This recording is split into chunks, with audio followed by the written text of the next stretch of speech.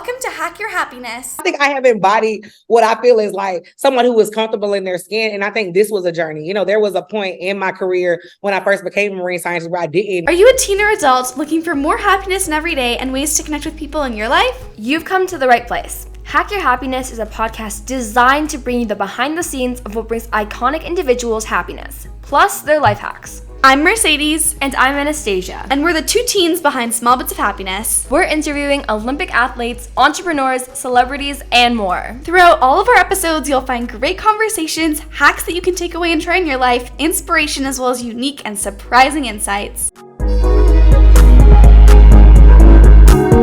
Today, we're speaking with Dr. Tiara Moore. Dr. Moore developed an interest in marine science during a research trip to Costa Rica in college. She received her master's in science and biology with a concentration in environmental science in 2013, and afterwards spent 2 months in Bali, Indonesia, identifying the diversity and abundance of meiofauna in marine sediments across the Coral Triangle. Dr. Moore earned her PhD in biology from UCLA, where she conducted research in Moorea, French Polynesia, and more. Both in and out of the lab, Dr. Moore hopes her research will translate to increasing the overall diversity in science. She dedicates her time to mentoring minority women in the lab as well as in after-school programs. Founder of a woke space, Dr. Moore aspires to create a more inclusive and safe workspace for women of color, which is woke, through woke shops, individual personal trainings, and community outreach. Welcome, Dr. Tiara Moore. Hey, how you doing? That was such a great intro.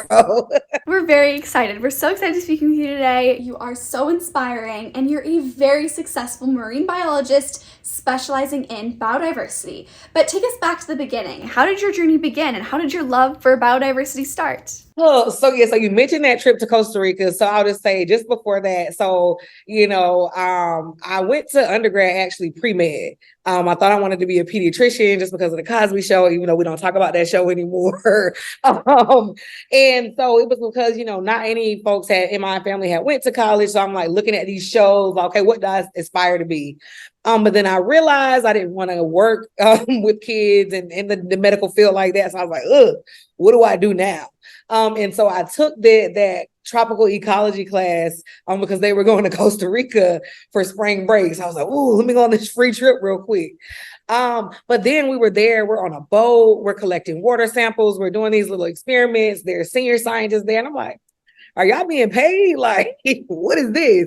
And that's really where I would say I found out about just marine science in general, but it being a career, like something I could actually aspire to do. And so I came back, applied to grad school, and literally now the rest is history. That's amazing. I think it's so funny how things just work out sometimes. Exactly. And, one thing doesn't work out, or we realize, hey, that's not what I'm meant to be doing with my life and my time. But then some other opportunity comes right along, and it's like, wow, that's so much more me. And I love that. And marine biology is such a unique and incredible job. And it's amazing how you learn so much about yourself from a trip. And totally. And we talk a lot about, experimenting and trying new things because you never know to what it might lead. And totally, in your case, you found your passion and what you love to do. And that is so amazing. So throughout your amazing journey, what do you think has been your most significant challenge? And how did you overcome this?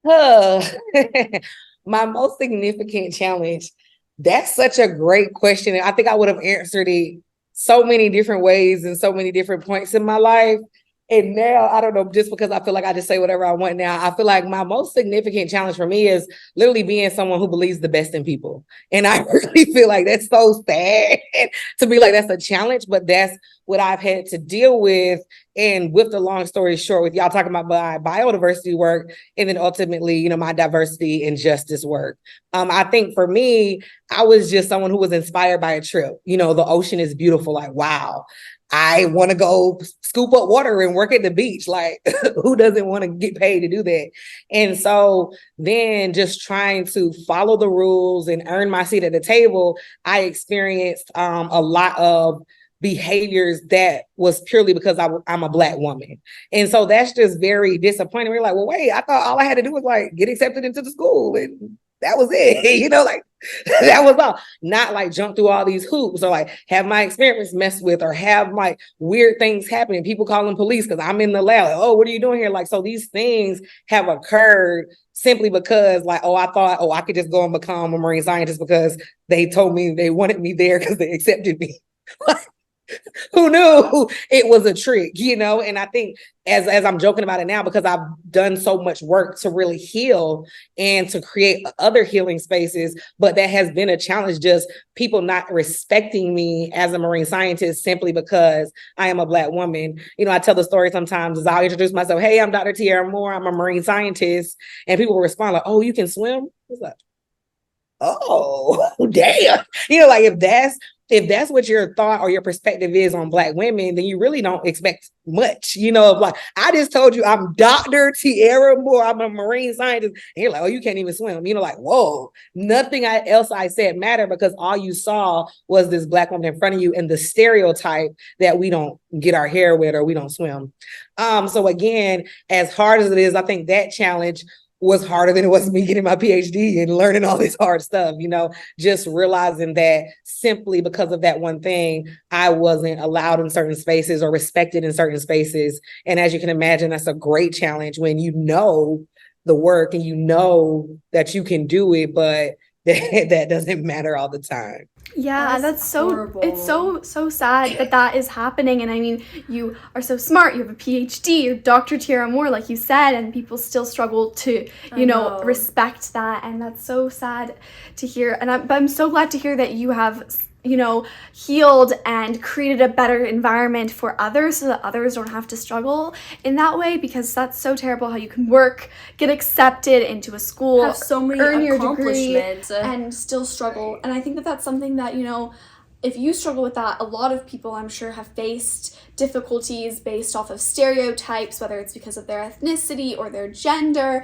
or both. And so I'm really grateful that you are contributing that to the community. That's incredible. Based on, trying to look for the best in people, do you have any specific tactics that you use to feel good about yourself and confident on a day-to-day basis? Well, I mean, first of all, look at me. I think I have embodied what I feel is like someone who is comfortable in their skin. And I think this was a journey. There was a point in my career when I first became a marine scientist where I didn't like wear nails. I had my hair super straight. I probably, did what they call code switch and changed my whole voice up to sound different. Whereas now I don't do that anymore at all. I was like, y'all don't like me anyway. So it didn't matter. But I think really just accepting myself in my own culture. And I think that is hard, that some folks don't even realize it's a situation that people deal with because it's bashed so much or it's seen as a negative light, like, oh, let me go over here. And I think even with, the community that can come from people who make it or go to schools, oh, now you think you better than us. Oh, now you forgot where you came from, and that's not the energy I have as either, because I was so rooted in the community that I grew up in. Like, I can't take that away. So then when I did see me changing and like doing different things with who I was, it was like, oh, wow, let me take a step back. That's why I'm allowing myself to be treated this way, because I don't even know who I am. And so I had to take my own ownership in what was going on, because, people only going to treat you how you allow yourself to be treated. Racism can be whoever he want to be, but, there is a point where you have to be like, hey, yo, you're a racist and you're going to stop. When was I going to stop crying in a corner and being mad that they were talking to me that way versus saying, hey, hands up, this got to stop. And I remember the experience of me telling one of my colleagues for the first time, and they're like, I don't even see color. I don't even know. And I'm like, okay, so let's start there, and so you see where you are with people, and somehow where I'm thinking they're malicious and like really were trying to do something. It was just like, not even a thought, not even a consideration of how they were making me feel. And it wasn't until I finally said like, hey, bro. And then it was like, oh, okay, didn't understand. Like there's that room for grace and empathy and healing. And I think I just had to open my mouth versus just being so sad and depressed. And that's been great for me. Now I'm like doing stuff like this and talking all over, and also seeing other people who were in that same dark place that I was now heal and come out and be like, wow, let's just tell the truth. Let's just tell the truth and see how it shakes out. So yeah.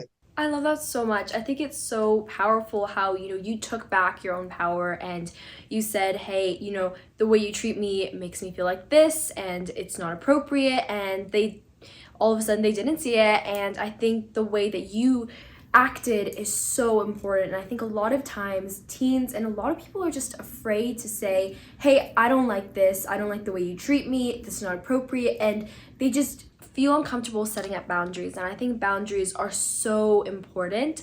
And to a certain extent, people will only treat you the way that you allow them to. And I think that the way you got, you healed as well as told them about it is so amazing, so empowering, and so iconic as well. And so I know a lot of these times can create feelings of self-doubt. So how did you overcome these feelings of self-doubt if, you did feel them? Oh, yes, I would say the level of self-doubt that I reached because of the treatment, was like detrimental to my health, and it really got to me getting to a very, dark place where I was questioning like, oh, well, I don't belong anywhere, like I don't belong in this space. I don't belong. Like, it was just like, again, when you're experiencing, if you can imagine like poor treatment in your workplace, someplace that you work, you choose to go, you've made the requirements, you're there.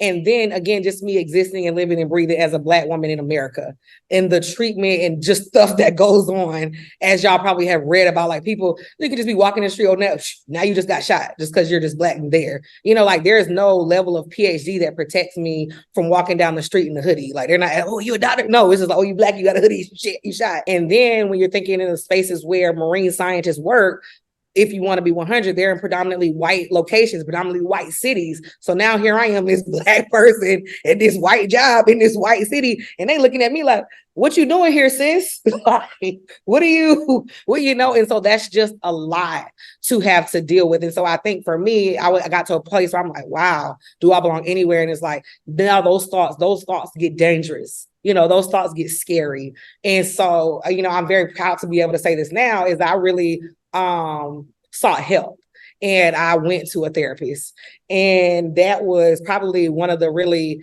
game changing moments in my life, to just have someone to talk to, but also just like to try to work out what you're experiencing, and what I was experiencing. And I think there was a moment where my therapist was like, yo, like, you spend a lot of time talking about these experiences that you're going through, but when you think about the people who are doing this to you, they're not coming to therapy talking about that. I was like, ooh, dang, what? He was like, like, you have to really think about what's on the other side of this treatment if you keep allowing it and you just coming to talk to me about it. I'm not there. I can't do nothing. I was like, oh no, but it's like, you need that wake up call, somebody to shake you and be like, you have to stand up for yourself. Like you're strong and all this. Like you can talk to all these people in rooms of, thousands of people talking about these little science experiments, but you can't talk about what you need for yourself. And so I think that again was just crucial. But again, I had to have those moments of just crying and being sad and and just finding that way through, and then finding, like I said, the power in my own voice. And that's really what it's been. And being that now, just unapologetically, and every time I even get a little dose of disrespect, I'm like, don't even think about it, because you got to train people, so it's definitely a lot of stuff. I fight almost every day with something, but again, I don't cry and I'm not like thinking about jumping off something, so it's worth the fight for me for sure. Yeah, I think so many times as teenagers, we can feel those same feelings, even if it's for differing reasons, that we don't fit in anywhere, whether it's, maybe struggling with friendships at school, or maybe just kind of lost in our own identities.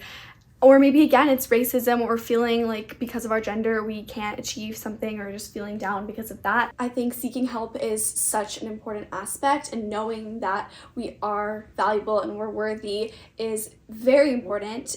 Do you have top 3 tips to teenagers for overcoming self-doubt? I mean, first of all, it's like this self-doubt really just comes from, well, I would just say, just like inner monster who just talking, And so I think we just ultimately have to believe the best in ourselves. And I would say, I think I'm just loving this word grace.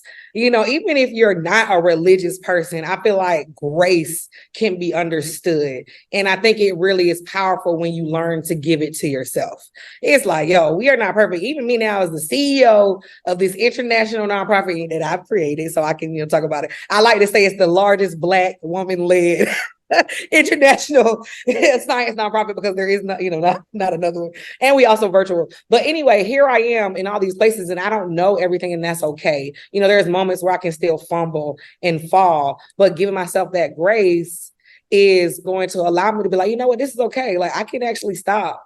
I don't need to put in all this work today. I can go get some ice cream, like I can go and do that. I think the number 2 is what comes with grace is being an unapologetic truth teller. And truth telling is something that I didn't, again, even maybe utilize or understand the power of it until, I had that one conversation with my colleague, and it was just like, oh, wow. Damn, I really, I was like, wow, imagine a world where you just walk through, but again, like, just to change that perspective. So by telling your truth and honoring, it allows you to give yourself grace, because you're like, hey, I actually do have a headache, or hey, I do need this ice cream. I'm not being, I'm not being extra. I deserve it.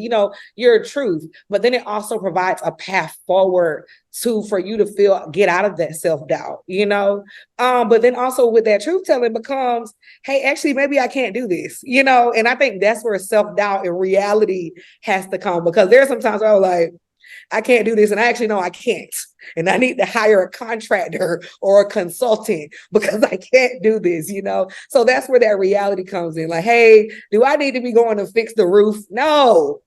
That's a moment, sure, I can self-doubt, but that's when it's valid. And I think when you're true and honoring your truth, then you can make those decisions. Like, can I create an organization and run it? Yes. I did doubt that, but I was like, no, I can do it. I see these other folks running organizations and running things. So this should work out fine. And then number 3, for overcoming self-doubt, grace, truth.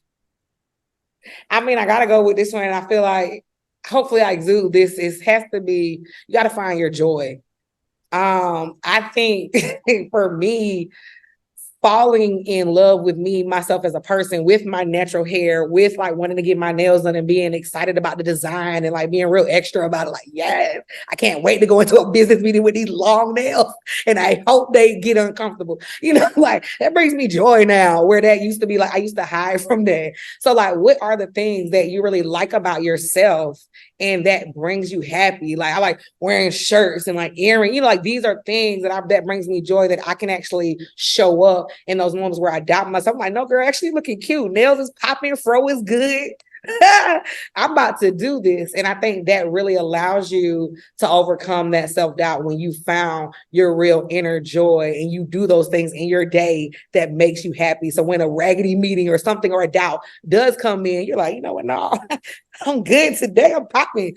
And then you can just boost yourself up, because the world isn't always gone boost you up. That's it. You can go outside and be like, girl, your hair look raggedy. Somebody can just say that. I'm like, wow.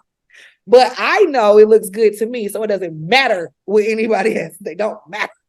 I love that so I love much. that. Yeah, I love how, it doesn't matter what other people think, as long as you love yourself and you love, your shirt, your hair, your earrings. As long as you love it, that is so important, because I think sometimes we kind of get consumed in what do they think of me, and like, this never-ending thought spiral, because you can't please everybody. And in the end, the best person to please is yourself. And I think all of your hacks and all of your tips are so amazing and so impactful. Yes. And so empowering. Totally. Because no matter what happens in life, there's always going to be people who, won't be happy with you. And the only person that you can really, truly ensure their happiness is yourself. And I think that is so important, to strive to find happiness and feel good and overcome that self-doubt. Totally. So those are amazing hacks. Thank you so much. And I really, really love how you talked about giving yourself grace, because we can be really, really hard on ourselves sometimes, and just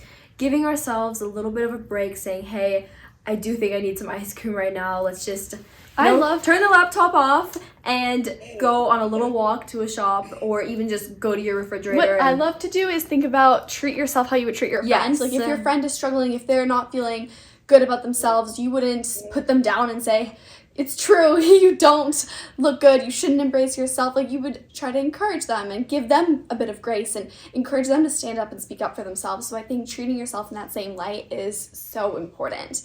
And tell us more about your nonprofit. We want to hear all about it. Yes, so Black in Marine Science. Oh man, that has been such an amazing, amazing journey, to be honest. And then also to healing. I would say through a woke space, my first organization, so that's a for-profit, a LLC, that was me, finding other women of color who were having these experiences in the workplace, like, yo, what's going on? How can we basically utilize our story to train people to treat us better? How can I say, hey, this happened? Because, I was telling people stuff. They was like, wow, I never heard this before. I was like, I hear it every day to my homegirls. Look at this group chat. Like here, and so this was like, wow, I have like gold here because people haven't heard this. So that was my first organization. I still run a woke space now. But what happened, I would say in 2020, and hopefully y'all are well aware, is on top of the pandemic, we had, I would say, this racial awakening that occurred in the workplace, corporate workplace, academic workplace, nonprofit. Everybody was talking about the murders that were occurring, George Floyd, Ahmaud Arbery, Breonna Taylor, the list goes on. And it would say, for the first time at my job, now my colleagues were like, yo, Tiara, whoa, what's going on over there? Seems like we need to be concerned. And so here I was on the spotlight as now this Black person who they're like, whoa, this is what's just been going on. And I was like, wow, here's a moment. And that's really how Black in Marine Science, was born through, actually there was not a murder, but a foolish situation that occurred with this Black birder, Christian Cooper, in like Central Park. And he was birding, and then, this lady comes up to him like, oh, you're harassing me. I'm going to call the police on you. I'm like, what? This man was birding. Like, what? But then it was like, social media, because we can't take anything serious. It's like, wait, what are these Black birders? Like, where'd you find a Black birder? What? Black people bird?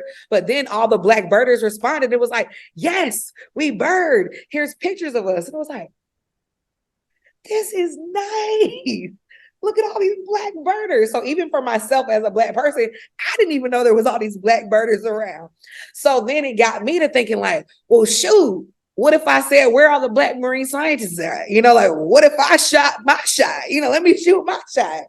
And I did on Twitter. And then people started responding like, hey, I'm over here, and I'm over here. I was like, what? I just got so like the most excited. And then so we had like this virtual like event. And I was like, everybody responded to this Twitter thread, like, come jump on Zoom because we're now in the middle of the pandemic.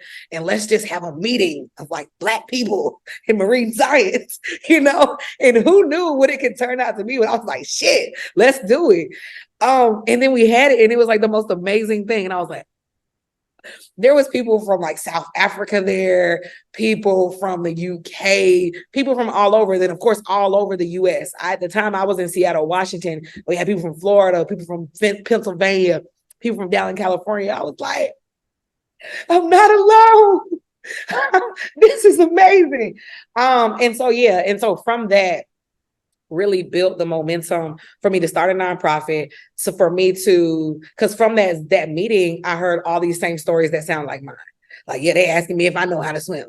They asking me if I get my hair wet. I'm like, they not going to ask all of us this same damn question. Hold up. And so it was a time for virtual events to thrive. So we just started doing a lot of virtual events, like diving while Black, just talking about the experience of Black scuba divers, like everything that we had went through. We was just putting it on Zoom, putting it on social media, like, hey, here, this happened. And so it was really like almost like a surreal experience, because now my colleagues who are now at home just like, whoa, they've been going through all of this and I've been doing it. Oh no, and so it led to people wanting to support us. And that's how we really became a sustainable nonprofit is through donations, through grants. People just started reaching out like, hey, y'all are doing amazing work. Here's a grant to be able to support this work. We started a scuba dive program to be able to train, Black folks in the community on how to scuba dive. Then we started a swim program because we realized some folks couldn't do the scuba class because they didn't know how to swim. So I'm like, well, don't let that continue to be our story. Let's just fix it. Let's do some swim lessons in the streets. And so now we have a whole BIM swims program. We have our BIM's tidal wave program now where we take cohorts of marine scientists to scientific conferences because scientific conferences are just dumb expensive. Like they just cost so much and that's a huge barrier. So you get to these big marine scientist conferences and then you're the only one that looks like you because it's like it costs an arm and a leg to be able to even get there. But now we have a whole like travel grant fund where we are taking whole cohorts. We're planning our next one. And we're going to be going to the United Nations Ocean Decade Conference in Barcelona, Spain. And we're taking over 40 people with us. So this is like never probably been seen at one of these meetings. But like these are the types of things where I said, well, hey, we are actually here. We deserve the same level of resources. We deserve access to the same means. And actually, I can read and write because I do have my PhD, so I can write a grant. I can have a meeting and now we can make this work. So I'm very proud of the work that we are doing at Black and Marine Science. I actually was able to leave my other job where I was having those, different experiences and start at BIMS full time. And so it'll be a year in April of 2024. So that's very exciting. We also now have a full-time team of 6 people. So that's 6 people that I've now convinced to literally leave their other jobs to come and work with us to see and continue the work that we are doing. And then we also have our own YouTube channel called BIMS TV, where we do, different series, just trying to educate, little Black kids, but also kids everywhere about marine science. And then also to show people that scientists look like me, we exist. We have episodes literally ranging from what is a shark to why is the ocean blue to, hey, let's talk about environmental DNA and biodiversity and nutrient pollution and eutrophication. So it's a very range to really create that pipeline for someone who does look like me to see themselves. And that's something I never saw as a kid. So I think the work that we're doing just gets me so excited because it just hasn't been done. Like every time I think of something new, it's like, dang, yup, hasn't been done before. Let's do it, And so it's like I always get up with some new exciting task. So yeah, that's BAM. So definitely, if y'all are listening, check us out. We on all of the medias, all the platforms, Black and Marine Science, social media. So yeah, definitely check us out for sure. That is incredible. I absolutely love how you found a community and you've built something so amazing and helping people all over our world, helping little kids be inspired, helping adult scientists get further and reach out and branch out and, attend these conferences that I know are definitely so expensive, but there's definitely a lot to be learned in networking, etc. But I really love how you're bringing an additional light and forming that community because I think as teenagers, although obviously we're not marine scientists, sometimes it can be so difficult to find people who align with you and who you feel are like you. So knowing that, you found your community and of marine scientists and that, we can all find a community. Sometimes you just have to look a little bit harder for it. But again, looking online is so great because we live in a world where we can access people all over the world, like in, Africa or in the United Kingdom or even maybe in our hometown. So it's really incredible to hear that. And maybe if you're a teenager, joining an online forum or like a digital group or even like an online club of, whatever interests you have, because we bond so well with people who have similar interests to us. And maybe people in an online club are also struggling to find people in real life at school or in a physical extracurricular that they align with. So I think that that's a really great lesson from your work, and additionally your work is just all in all so amazing and needed, and I love it so much. Most definitely. And what I love so much about it is that you found Black and Marine Science while it was in the middle of COVID and it was a dark time, and you made a light out of it. You connected people and you really made something good out of it. And I think that is so important, especially in times like these where, it's hard to get people together, but you know, you got through it and you started to build such an amazing network. And I think the one good thing that came out of COVID was that people learned how actually big the internet is and how really people can connect who are from all over the world. And I think that it's so amazing how you took all those people, all those Black people in marine science who felt just like you did, had those same experiences.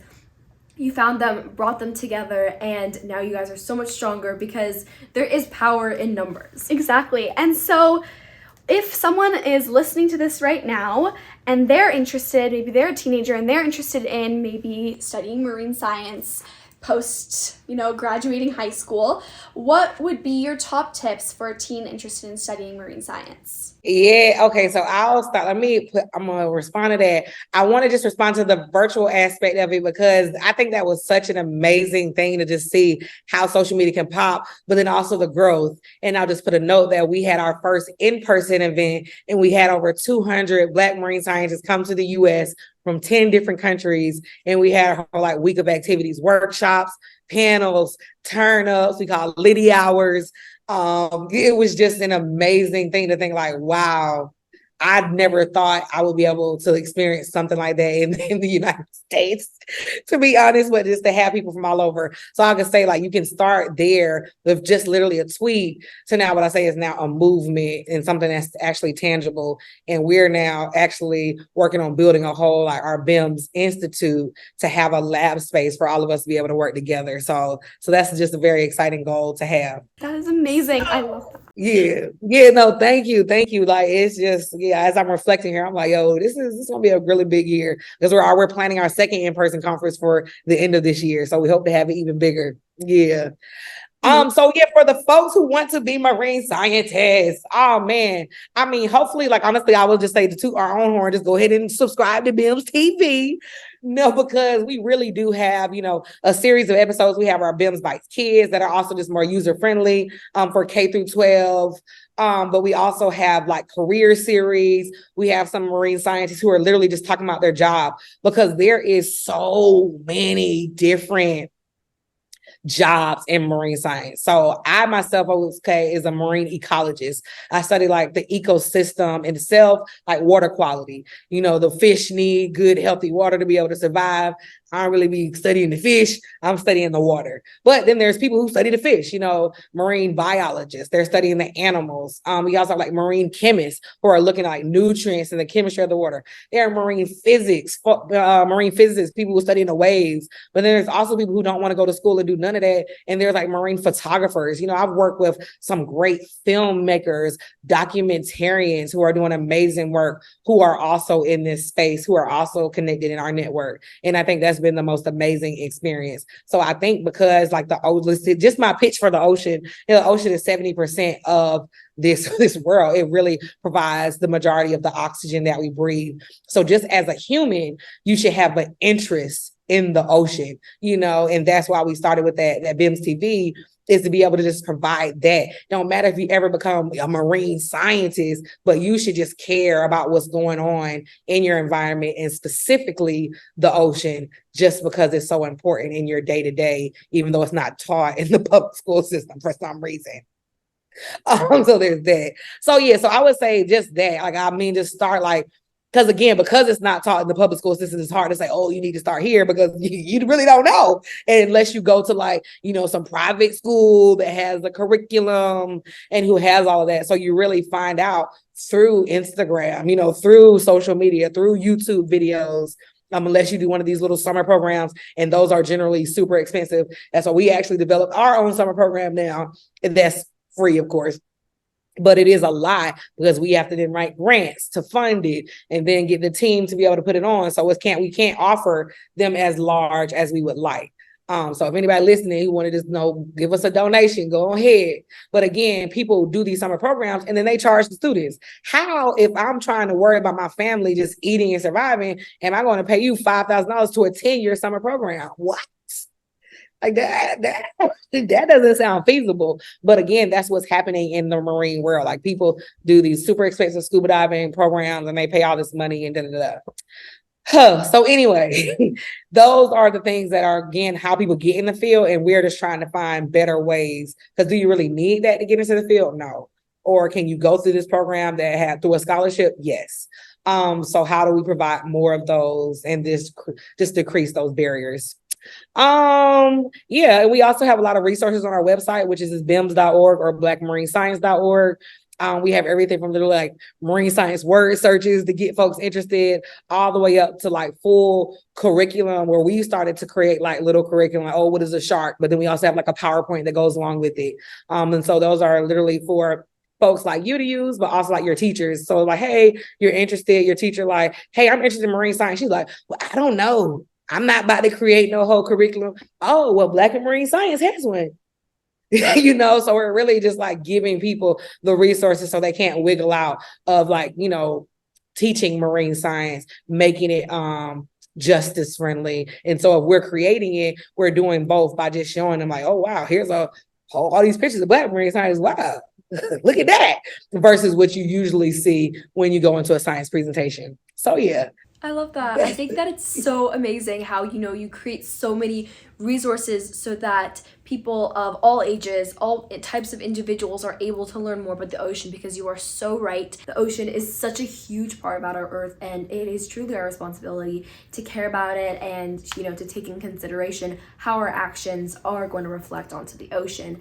And I think that is amazing, all the resources that you put out, all those free YouTube videos, as well as those free experiences, because I'm sure they are so expensive to put together, but for them to be free, it is so amazing so that people can actually experience and see, am I interested in this? How can I get experience into this? And what you were doing is just absolutely amazing. It is amazing. And I think that, as you said, there's so many branches to marine science that as a teenager, that first initial step being, well, what part of it am I actually interested about potentially diving deeper into? And obviously on YouTube, you can go off on tangents and go from learning about the basic, levels of the ocean into all about like a specific organism.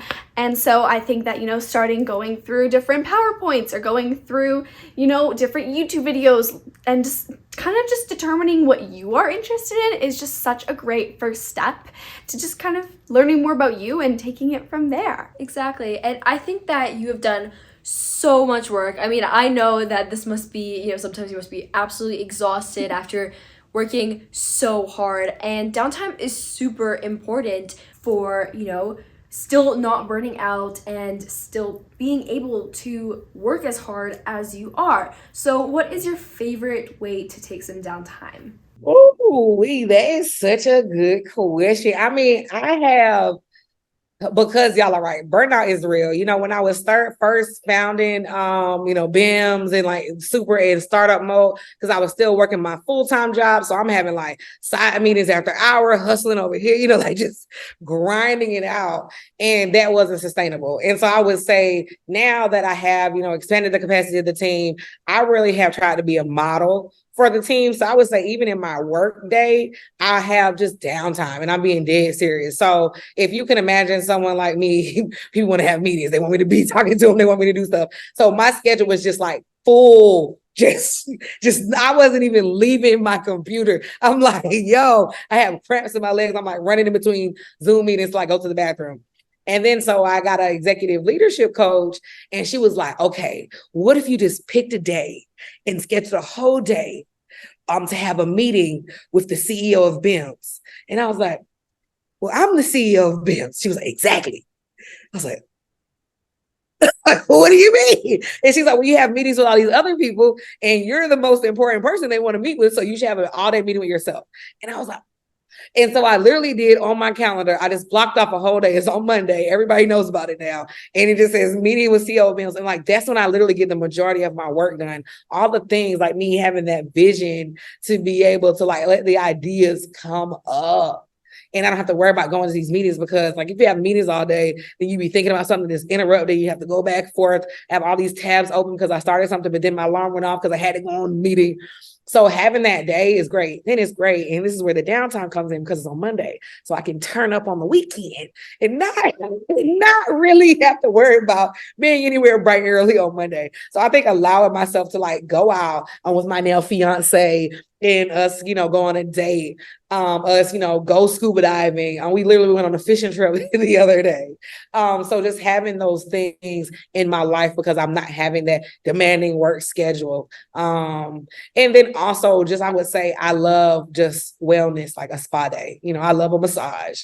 I had a massage just last week. It was my birthday. I treated myself. Because I make a big deal about my nails, I have to keep my nails done. Can't have raggedy nails. So that's just something that I have. It's like the maintenance. So it just comes as a part of who I am. Like I have this built-in like burnout preventions, And then even something as simple now is like putting a freaking lunch on my calendar. I call it lunch and fresh air break. So when things are getting scheduled, like that time is protected. And it seems so simple. It's like if you're working so hard or you're doing something, or even if you're depressed, you just forget to eat. And like that, that's not giving yourself grace and taking care of yourself. So yeah, I would say those are my things. I get ice cream when I want. I have pizza on Sunday, every Sunday, period. I love that little routine of, something to look forward to. And I also, I love how you schedule your lunches because I think it's so easy for us to sometimes get swept off. It's like, okay, now I'm going to take some time for me, but then someone is like, hey, can you check this? Or you have a thought and you're like, oh, I should just do this really quick. And then next thing you know, it's been a few hours and your downtime was not taken. You just keep pushing it back until it's like, oh, it's time for me to go to bed now. Yeah, and so I really love how you've kind of incorporated downtime into your day and into your just like regular routine and, spending time with someone that you love or spending time with you, getting a massage, getting your nails done. It's also important. And like you said, that's when you get your good ideas because so much of, our brain, when we're working, it's going in 10 different directions at a time. And so when we're finally taking that downtime and just kind of decompressing, that's when our brain is actually able to kind of condense everything we know and think about and actually make some new ideas, which is very important. And I love that so much. So do you have one piece of advice that you wish you could give to your teenage self? Girl, don't be worried about these people.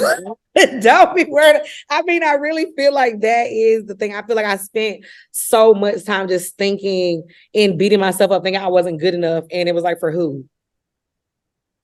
Like,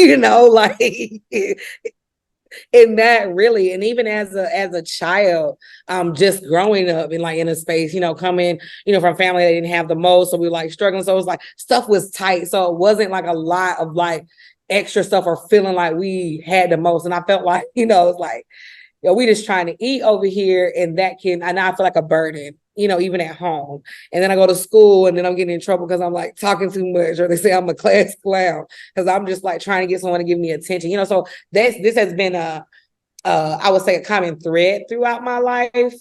And so to experience it as like a grown woman at work, it was like, whoa, this feels familiar.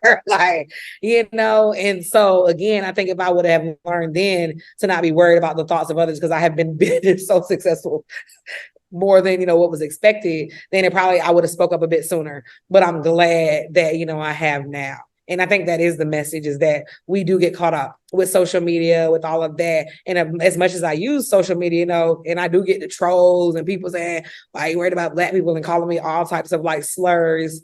But that's on them. That's something that they have to deal with. Like, I don't, because for me, it's just about getting it out there for that little Black person or that little even white kid who is like, wow, now my perspective has changed. Now I don't have to grow up being racist like, I don't know, my parents and them who think Black people can't do anything. And that's what they're telling me. Because now, hey, mom, social media is telling me Black people is different than what you're telling me. Like, imagine that. Imagine that. And I think that's why we do utilize it for those good impacts that it can have. And so I think that's what if we can get over, what the world puts on us, and just not worry about it, and just think about, like I said, what brings us joy. That's so amazing. And it's so important to focus on us and focus on becoming the best version of ourselves. Exactly, because I feel like sometimes we feel like we're such a burden for the world. We're a burden, like other Yes. people. We're just something that they also need to take care of. And, Yes. you know, they'd be better off if, you know, we were not asking for so much, if we weren't just there. And I think it's so amazing and important to say, I am not a burden. I have needs and they deserve to be taken care of. And just, you know, again, giving yourself that grace, saying you are human. And those people who you think you're being a burden for, they know that and they don't view you as a burden.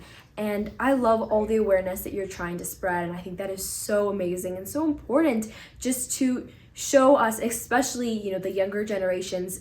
And I love how you're using social media as a way to tell kids this is what is really going on, and it's such a great way for them to also learn more about the world around them. And I also just love how you said focusing and on finding and living in that joy, because I think no matter what happens, we can control our mindset, and if all else, you know, however that works out, we can control how we perceive things and what our mindset looks like and what we focus on. And so I want to ask you, since you said that you love to focus on what brings you joy and that helps you overcome your self-doubt, what do you do every day that brings you a small bit of happiness? Yo, that is not fair, because I feel like just me waking up, doing my job, it's like I have set my life up where I just am happy because of who I get to work with and how I get to make my day. You know, I don't take a meeting before 8 a.m. or 9 a.m. period. Like, you know, I just don't. Nothing is scheduled before 10. So I think I just wake up in a better mood because I know I'm just like not rushed. Like I get to like, you know, kiss babe. Hey girl, we have our conversation, our coffee. And so maybe that's what it is, like having that morning coffee. You know, like I said, with my now fiance, us having a conversation before I have to go roll out and get onto the Zoom meeting. I think, yeah, now that I'm thinking about it, I think that is my happiest part of my day, having that. And then knowing that it's something I haven't had in the past. And I think just my relationship, you know, with Andrew, my fiance, has also been this a whole part of my journey of just accepting myself and who I am and allowing myself to love who I love. And so that's been a whole nother part of a whole journey for a whole nother probably podcast. So I would say, yeah, getting to spend my mornings with her is what I do every day to make me happy. I love that so much. And spending time with someone that we love is such an important part to happiness, and Totally. socializing with people who, you know, make us feel good is so important. And, you know, I think starting our mornings off on a positive note, if that means, you know, if possible, sometimes with school it's not, but not overscheduling ourselves in the morning. They need to stop starting school so early. This is the public service announcement. Why y'all got these kids getting up at 7? Why?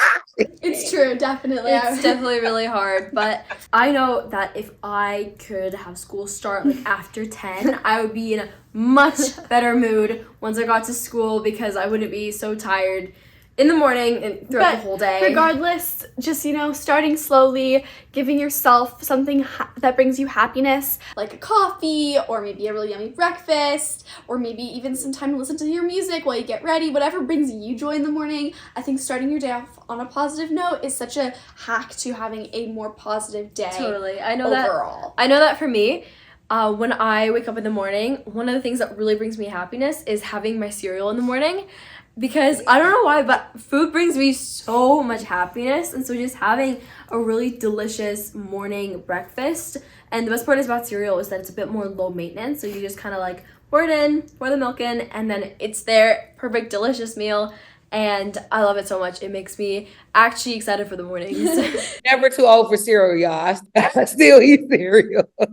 So do you have like a favorite motivational quote that you love? And if you do, would you mind sharing it with us? I mean, I don't know if I coined this, but at a woke space, we started to say we actually have shirts that say take up space. And I think that is really what I, you know, have tried to do more, because there was just such a point where I had to shrink myself. Like, oh, don't say anything, just be strong. Da, da, da. It's like, no, I'm here. Can you see me? You know, and it's like, of course, it doesn't have to be like extra, and I don't want to be, you know, in the right settings. But I think ultimately the core of take up space is you do what you need in your own head. Take up that space in your own mind and allow yourself to do those things that you need. Because again, a lot of the stuff that really helped me to heal was things I just needed to do. and conversations I needed to have, you know? So I would say that is definitely a quote that I'm feeling for this space here, is take up space. I absolutely love that, and I think that everybody can relate to that, whether that be standing up for yourself, maybe if you're experiencing some issues at school, you know, relationship or friendship wise, or maybe it's standing up because you see someone else being treated unfairly, or even if it just means not being afraid to share your ideas or follow what you're truly genuinely interested in.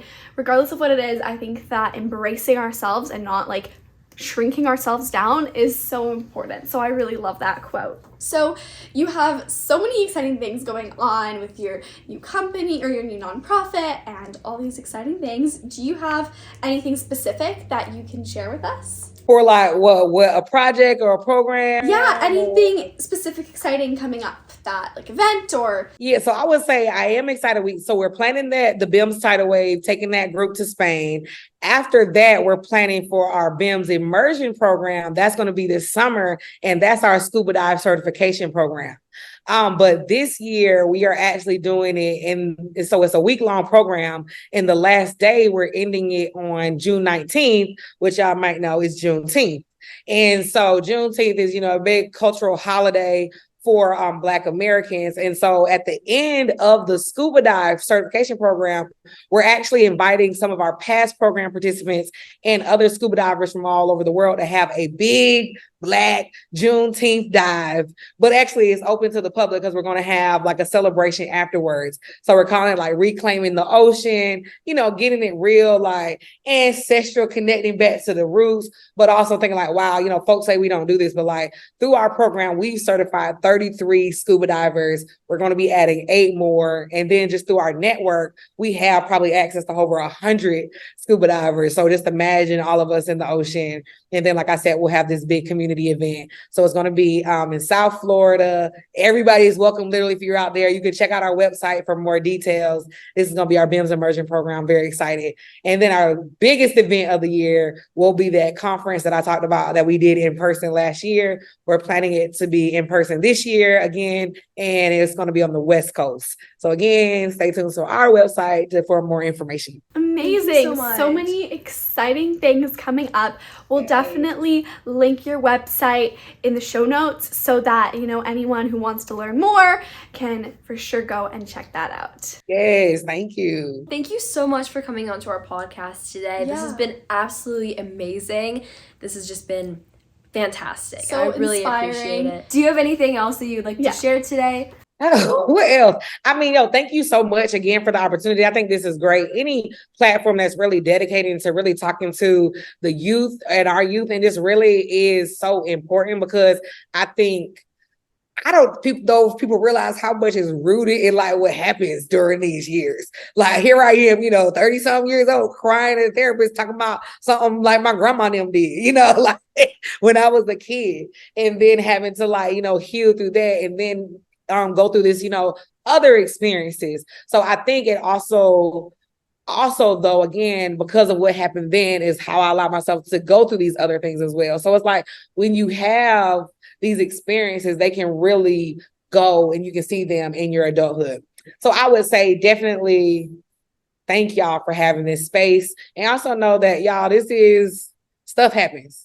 You're not in a rush, to get really anywhere if you're not going to be doing something that makes you happy. So definitely follow the things that bring you joy, that make you feel good about yourself. And that, of course, you know, allow you to be able to eat. You got to be able to eat. Yeah, exactly. Yeah. Well, thank you so much. All righty. Well, thank y'all so much. Thank you so much for listening to this week's episode of Hack Your Happiness. And thank you so much again to Dr. Tiara Moore.